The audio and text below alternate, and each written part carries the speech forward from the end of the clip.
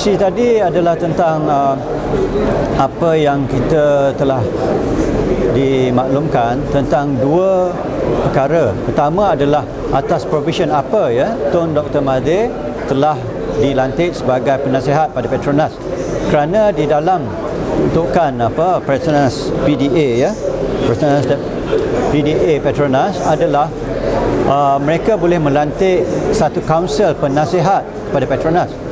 Kaunsil sepatutnya dibentuk dengan ahli-ahli yang ramai dan sepatutnya mengambil juga wakil-wakil dari negeri-negeri yang berkenaan dengan pengeluaran minyak seperti Terengganu, Kelantan, Sabah, Sarawak.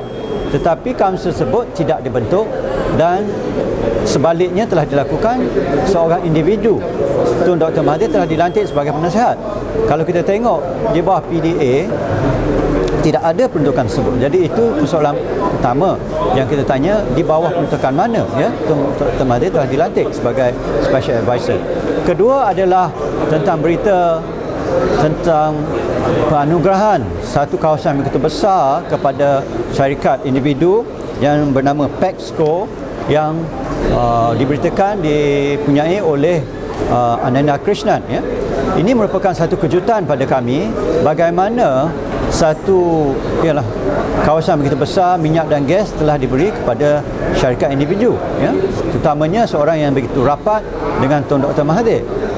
Dan kalau kita bandingkan, ini akan menguntungkan syarikat individu dan individu tertentu jika kita bandingkan dengan apa yang telah berlaku kepada Kelantan dan Terengganu, di mana royalti mereka untuk minyak dan gas telah ditarik balik berbelas tahun. Bandingkan individu dapat kontrak minyak dan gas, hak berjuta-juta rakyat, kalau digabungkan rakyat Terengganu dan Kelantan hampir 3 juta tidak dapat royalti kerana ditarik balik.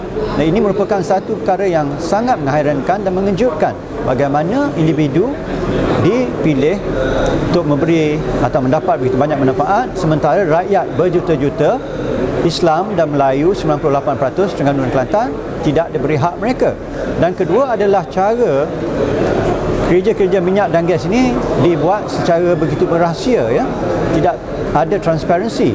Titah Duli Yang Maha Mulia Tuanku Agong semalam telah mengatakan integriti, transparansi dan perkara yang ketulusan patut diberi keutamaan. Kenapa perkara ini tidak dijelaskan kepada rakyat jelata?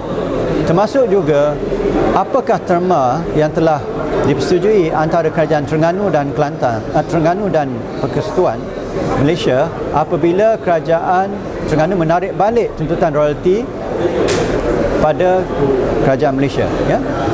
Royalti telah ditarik balik tuntutan kita di mahkamah oleh Datuk Seri Muhammad Said tanpa pengetahuan rakyat Terengganu dan rakyat Malaysia cara ditarik balik dan apakah term-term yang telah disetujui. Saya rasa rakyat Terengganu sebagai shareholder atau pemegang saham manfaat minyak dan gas ini perlu diberitahu. Ini adalah sifat dan juga ciri-ciri demokrasi yang sebenar dan tulen.